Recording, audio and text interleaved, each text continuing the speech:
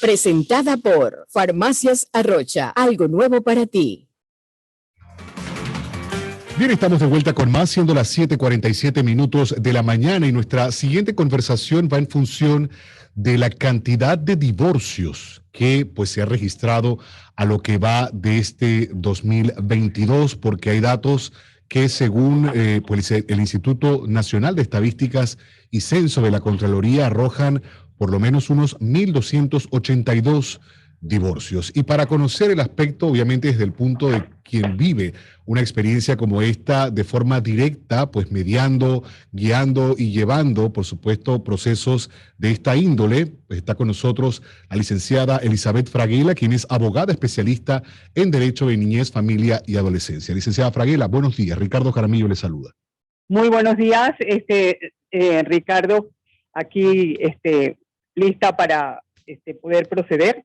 Claro, y comprendiendo que pues su especialidad, a menos que usted me corrija, no es la psicología, pero de alguna manera la experiencia sí la ha llevado a conocer o a identificar esos factores que de alguna manera pues pueden llevar. A ver, yo quiero creer siempre, y es una opinión que nadie me pide en medio de un espacio de entrevistas, pero yo creo que siempre es bueno pues decidir las cosas por la forma más sana, que pues caer en conflictos y en situaciones que de alguna manera pues van a atentar contra la estabilidad de menores, si es que hay en el caso, o de las propias personas.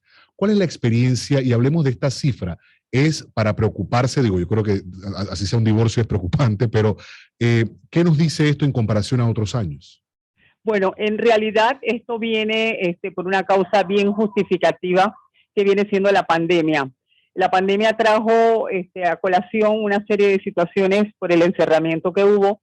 Entonces ahora se está plasmando ya de forma legal y ya de una forma veraz todo lo que trajo estos 2 años que estuvimos en encerramiento.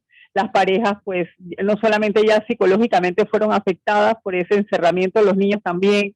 Y bueno, los matrimonios que estaban debidamente consolidados, pues posteriormente siguen consolidados, y algunos pues que realmente no lo estaban. Vemos las consecuencias ahora del índice tan alto que hay en divorcio, pero todo viene a consecuencia pues del disparo de la pandemia.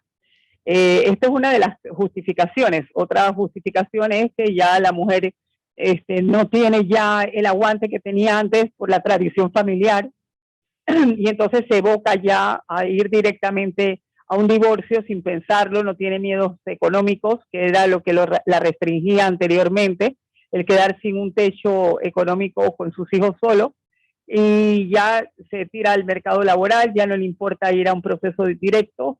Y también pues situaciones ya de modernidad, ya la gente no, las familias tradicionales, que era lo que sujetaba un poquito más vamos a volverlo a intentar, vamos a ir a terapia, vamos a ir a padres separados para ver si podemos arreglar esto, porque como bien dice, no es algo fácil, psicológicamente afecta, es la vida de las personas, algunas tienen 2 años, otras tienen 20, otras tienen 15, y es una trayectoria que es una pérdida de alguna forma, un luto, no en sí como un fallecimiento físico, pero viene siendo como un luto porque son parte de años perdidos que la pareja considera que ahí dejó su vida y que prácticamente pues queda en cero, y que no es así, pero psicológicamente hay afectación, quedan los hijos afectados en todos los sentidos. Económicamente las partes quedan también afectadas porque obviamente ya no es la misma situación económica, hay 2 casas, hay 2 servicios públicos, etcétera, y hay una pensión alimenticia, ya el hombre tiene que ver cómo hace, quiera o no, ya tiene que trabajar, tiene un compromiso ya legal. O sea, hay consecuencias pues realmente bastante preocupantes, pero que eso es lo que ha dado origen a que en estos últimos, este año pues y el anterior, se haya incrementado la gran cantidad de divorcios que hay, con todo y que en nuestro país hay mucha unión de hecho, no tanto como matrimonio, sino que por la trayectoria, las costumbres interioranas, pues realmente no es porque crean o no crean en la figura del matrimonio, sino que, bueno, se ha dado la consecuencia práctica de esa situación, y muchas parejas pues se unen y van pasando los años, y cuando se quieren dar cuenta, pues hay un matrimonio de hecho sin ser legalizado, que lo pueden o no legalizar, eso ya depende de cada pareja, Claro. pero que no está constituido en lo que es la figura de matrimonio en sí, pues legal.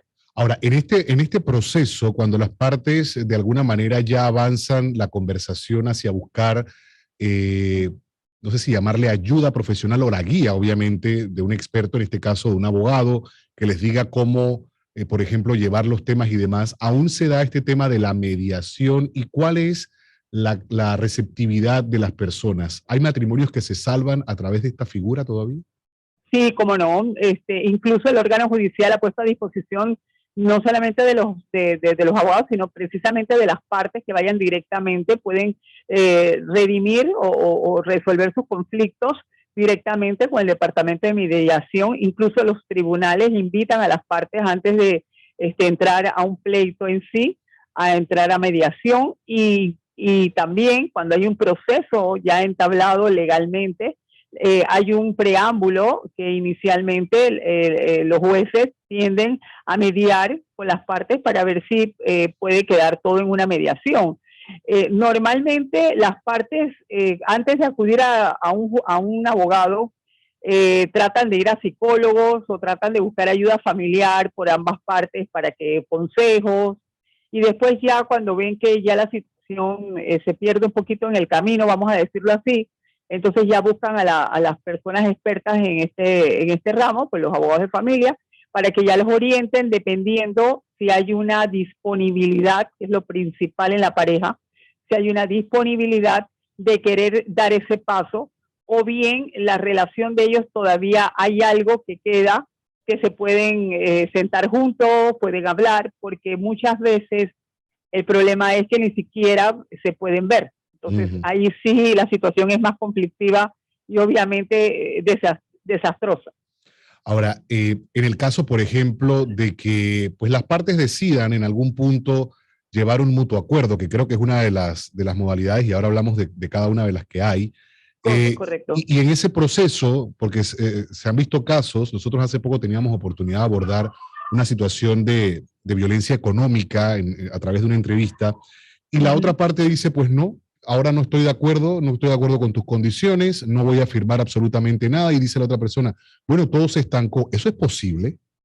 Sí, cómo no. Es más, incluso se puede presentar la demanda por la causal de mutuo acuerdo, que las dos partes están, o sea, es amistoso, por decirlo así, para que el público me pueda comprender, y llevarlo a cabo ante los tribunales, presentarlo en los tribunales, acogerlo al tribunal.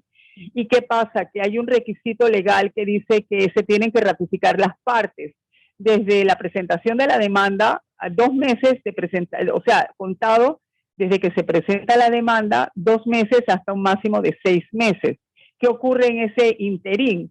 Si las partes no se ponen de acuerdo para poderse ratificar en la demanda que en un momento determinado presentaron hacía 2 meses hasta un máximo de 6 para que acudan al tribunal y le digan al juez, a través del abogado, obviamente, que los representa, o los abogados, pueden ser uno como pueden ser 2, para cada parte, o sea, uno, o uno solo para puede que dos. uno los asesore a los dos o cada uno tenga el suyo. Exactamente, porque es amistoso, reitero.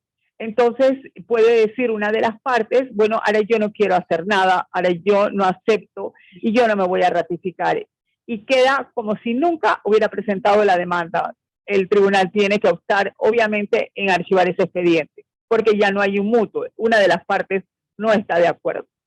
¿Y en ese caso qué ocurre? ¿La otra persona tiene que esperar o tiene que buscar otra causal? ¿O qué ocurre? Correcto. La otra persona sí tiene constituidas, porque no es tirarse a hacer un divorcio, tiene que tener las causales que invoca el artículo 212 del Código de la Familia, o sea, la Ley 3 de 1995, que es la que desarrolla la familia.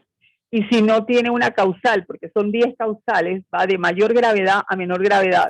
Si no constituye una causal, entonces tendrá que esperar a constituir una. Y normalmente la más aplicable es la separación. De hecho, hubo una reforma en el año 2021, la ley 269 del 30 de diciembre del 2021, que modifica algunas causales, entre ellas los años. Por ejemplo, el mutuo acuerdo o la causal que no es contenciosa, que es la que estamos hablando, la causal 10, antes eran 2, ahora es 1 año, la bajó a 1 año. Y también se bajó 1 año la separación de hecho, que era por más de 2 años, aunque vivas bajo el mismo techo. Ahora solamente tendría la persona que esperar 1 año y demostrarle al tribunal que no ha tenido ningún vínculo, ni tampoco ha tenido una reconciliación durante todo ese periodo para que se justifique que él puede o la persona puede optar por esa causal, porque ya el mutuo, la otra parte no lo aceptó. La más... Y tiene, y tiene que tener, para el mutuo, tiene que tener por lo mínimo 2 años de casado. O sea, es otro requisito. O sea, pero para incluso cualquier proceso, ¿no? No. Para divorcio... No, porque una persona, por ejemplo, puede casarse y estar mal por cualquier circunstancia 6 meses y a lo mejor es maltrato y puede acudir al tribunal. Ok, interesante ese punto. Ahora, hablando de las causales, ya mencionó que son 10. La del mutuo es quizá la salida más, menos traumática, aunque tiene igual todos sus efectos, un proceso como este. ¿Y cuáles serían las otras? Entiendo muchas veces, la gente tiende a hablar a veces cuando hay situaciones de conflicto en pareja, el tema de la infidelidad, pero entiendo, no solamente no es la más viable, sino es la más difícil quizá de poder constatar. Correcto, porque tiene que haber el elemento sexual, como lo dice la causal, relación sexual extramarital. Y la misma jurisprudencia dice que se ha comprobado que la relación sexual extramarital es la naturaleza de la misma relación extramarital que debe ser sexual. O sea, no es que yo ande contigo agarradito de la mano, sino hay que demostrarle al tribunal que además de una relación en sí, había una relación sexual entre la pareja. O sea, eso solo se obtiene mediante un video. O video o fotografía. Fotografías o testigos, que es muy difícil obviamente porque en una habitación pues supuestamente está la pareja, entonces si los dos lo niegan ahí no va a haber una causal.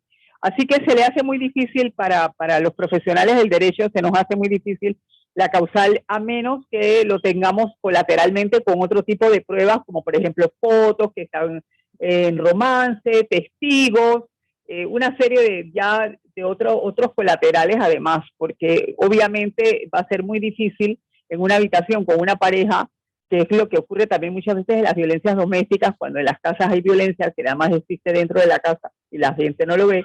Entonces, demostrarle a un tribunal que hubo exactamente la relación sexual.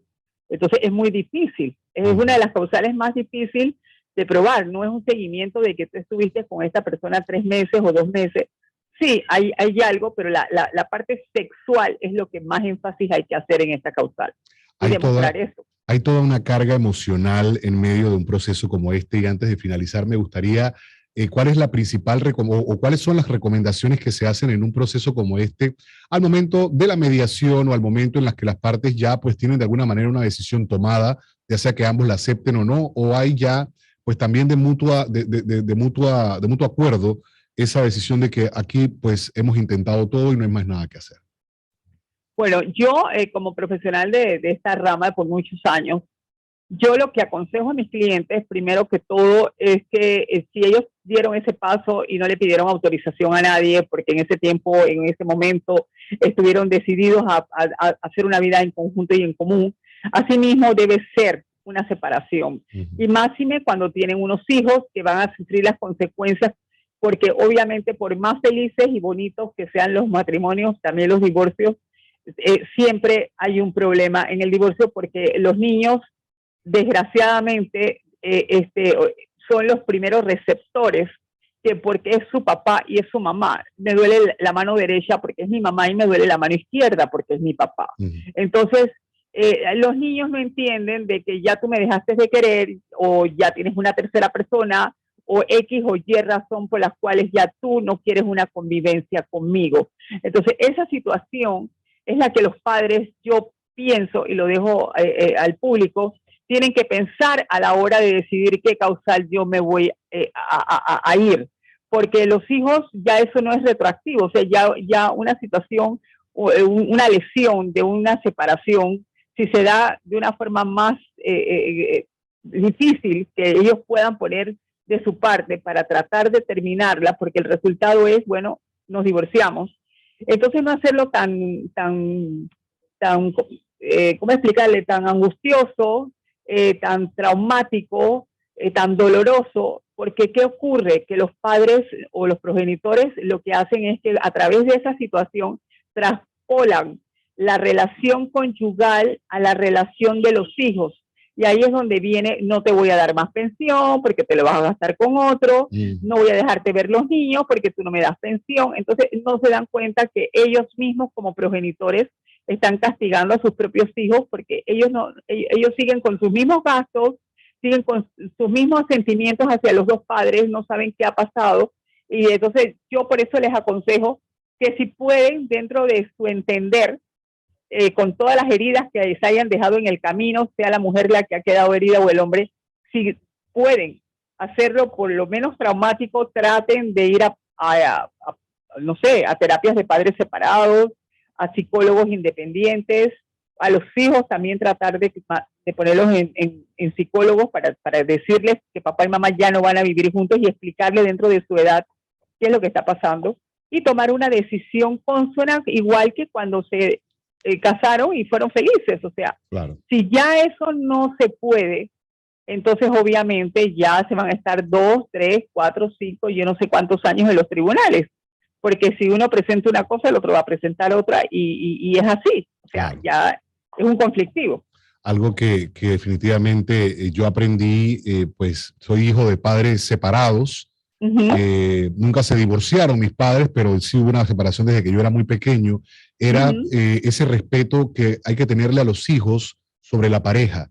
Mi madre, independientemente de los errores, de las situaciones que haya podido ella pues vivir y demás, jamás mencionó una mala palabra acerca de mi padre. Yo crecí, pues supe quién era quién y las características de la personalidad de cada uno de los dos. Y yo creo que eso es parte dentro de un proceso que sí es traumático, pero que a veces también considero es mejor una buena separación que un mal matrimonio. Sin embargo, pues la actitud de los padres en torno a los hijos es sumamente importante. Eso determinará la estabilidad emocional de la persona, de ese individuo cuando crezca y de cómo va a ver incluso los conflictos y las situaciones en su vida. Yo creo que eso es una de las cosas más inteligentes y maduras que puede hacer una persona que está pasando por un proceso como este. Correcto, está en lo cierto. Además, en lo que no se ve es que ese mismo niño o esa misma niña puede después repetir conductas. Es correcto. Y eso es lo que se está tratando de evitar, que no repita conductas, porque obviamente él tiene que tener su vida propia. Y otra cosa que también se da es que muchas veces los padres, sin darse cuenta, porque no creo que ningún padre o progenitor vaya a querer hacerle daño a un hijo en sí consciente, sin darse cuenta, lo que utiliza son improperios hacia la otra parte, o le dice, mira, yo no te puedo comprar esto porque tu papá no me ha dado dinero, o tu mamá se lo gasta en otra cosa. Entonces, esas cosas, como receptores los niños, ellos van tomando, como usted bien dice, una situación de irrespeto hacia los padres y se hace su propia creación, que luego cuando va creciendo se da cuenta de la realidad, quién mentía y quién no. Claro. Pero ya el trauma está, y eso es lo que se está tratando de evitar. Exacto. Correcto. Evitar por qué traumar a un menor cuando no es una causa de él, es una parte de la causa, pero no es su propia causa. Eso es lo que estamos tratando de evitar precisamente ante los tribunales cuando se puede, porque también las partes son las que tienen que poner de su parte, obviamente, claro, y mirar más hacia sus hijos. Es el consejo más saludable que se puede dar, porque no todo es en el contexto del tema legal, sino que hay que ver la parte humana y sobre todo la parte que involucra a los hijos. Muchísimas gracias, licenciada Fraguela. Definitivamente una conversación muy interesante y que esperamos tener oportunidad de abordar pues en otro momento también. Cómo no, mucho gusto y gracias a todos. Excelente día. Nosotros avanzamos, son las 8:06 de la mañana.